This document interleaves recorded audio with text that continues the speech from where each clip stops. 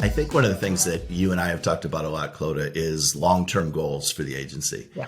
And just goal setting in general and marking yourselves against those rocks, those goals.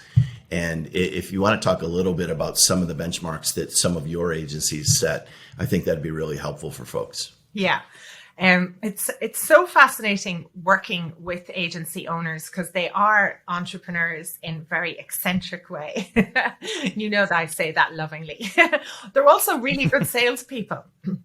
And so they have ideas and goals and things, but always in their head.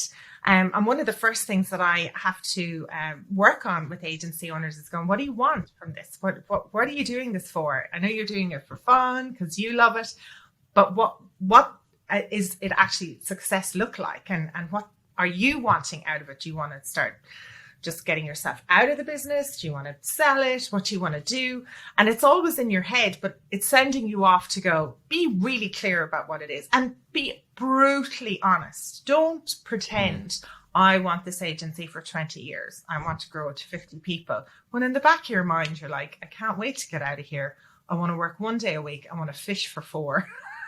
I want to golf for 2. And it's about being crystal and honest with yourself. I think the first thing that I see when I go into an agency is that sometimes the agency owner feels outnumbered. I don't have kids, but I've seen families where it's 2 parents and there's 3, 4, 5, 6 kids. They're like, God, this was easier when it was 2. We're outnumbered. Same things happen in an agency. Very, very few agency owners get involved in an agency business because they love HR. They love doing one-on-ones. They love doing career plans. They know they can do them, but it's not their love. Otherwise, they would be in HR. So I think it starts with you as the agency owner. You got to be brutally honest. What you thought it was going to look like and what it looks like. Okay, what are we going to do about it? And being just clear with yourself. And then, in a way, being honest with the team. Honest with the team with a plan. To go, this is what I thought it was going to be. This is why I'm here. This is where I want to go. And it's I use a lot of boating analogy, even though I'm not a sailor, but it is up to you. Whatever boat you want. Do you want a rowing boat with only 6 people in it? Are you champagne sailing? Do you want a catamaran? What does it look like? What's the team look like?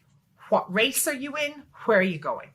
And once you lay that out and brutally honest, some people will go, I don't want this. I thought we were champagne sailing. You mean we're in the Sydney to Hobart? What are you talking about?